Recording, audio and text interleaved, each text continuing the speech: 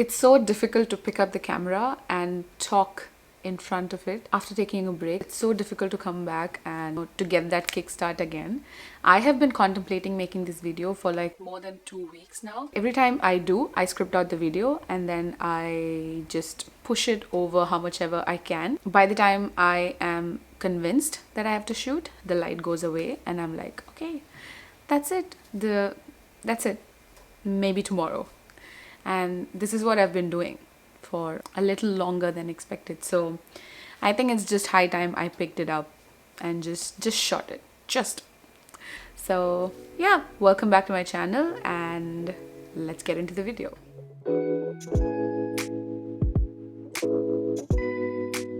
The first book of the year was Good Girl Guide to Murder, and this one, I have to say that the year started with a banger. I opened it, I started reading it.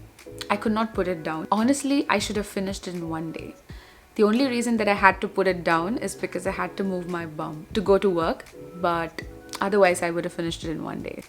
Usually with mysteries, it doesn't really stay in my head. Once the mystery element and like the reveal is done, I am also kind of done with the book. But in this one, I really loved the subplot of romance. Pip and Ravi really had some chemistry. It is actually being made into a web series and I am thrilled.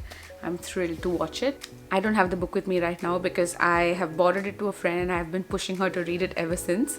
It was a solid 5 stars for me. The next book that I read in January was Lock Every Door by Riley Sager. This book is and also, I'm so bad at explaining this. Oh my god. So Jules is basically looking for a job desperately because she's broken up with her boyfriend and she also needs cash. Who doesn't need cash, right? She then finds a job as an apartment sitter in this crazy rich people living mysterious building. For her to stay in the job, she has to follow some rules.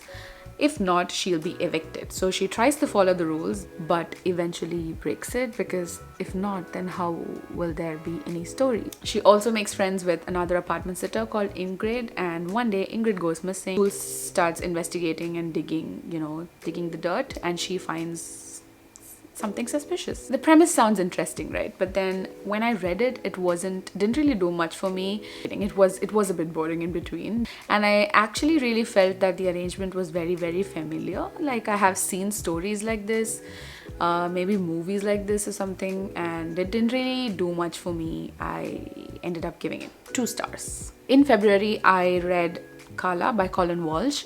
Now this is a very different kind of thriller that I've read. It is actually like a literary fiction, but with more of a mystery story. It's about a group of 6 inseparable friends who were together before Kala disappeared, who was one among them, and they all kind of drifted apart after her disappearance. Now, after so many years, 3 of them are coming back to the city. 3 or 2 of them are coming back to the city for their own reasons. One of them is coming for a wedding, and the other one is coming to visit his parents. The rest of them haven't really left the city. One day, some remains are actually discovered in the woods, and that becomes the talk of the town. The friends are actually really pushed to find out what really happened to Kala. Now this is, as I said, it's a very different kind of thriller that I've read, so it really took me a while to get into the groove of the book. But once I did, I actually really started enjoying it. The one thing that I felt that was quite difficult for me to follow was that there are a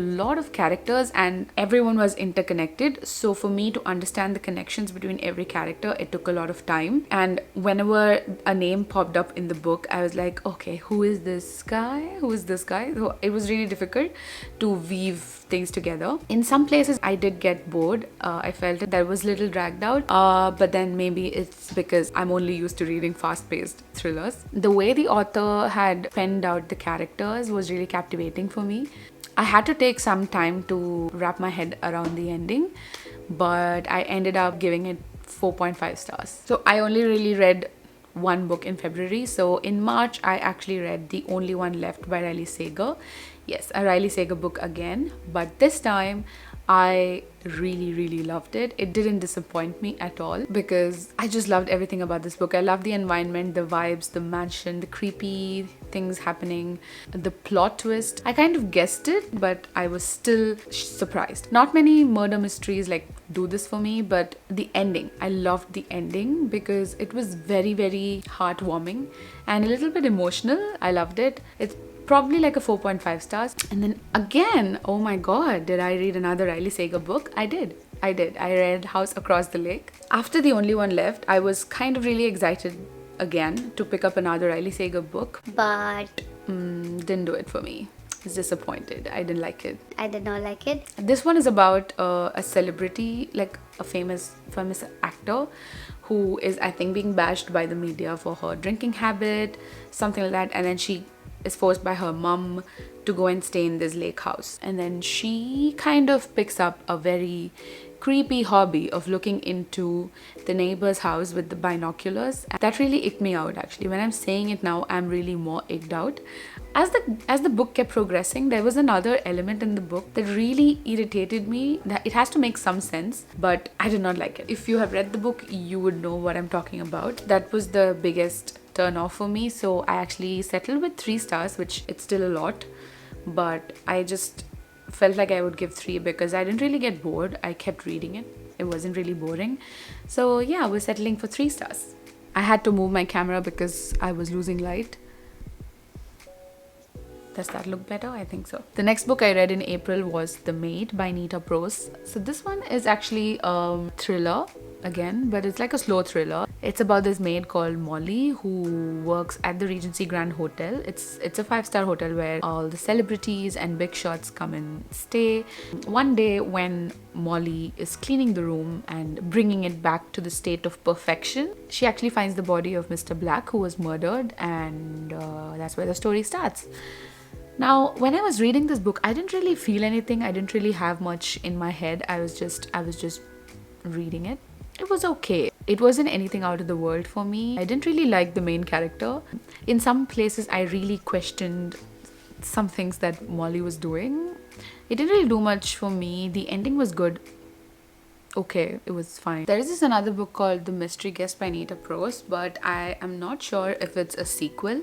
And if it is, I don't think I'll be picking it up because, yeah, I didn't really find it very interesting. And yeah, I hope you enjoyed this video. If you did, do not forget to put a like, comment, and also, yeah, you can comment down below and we can discuss about the books. We can start out a good conversation on the comments, and I'll see you in my next video. Bye.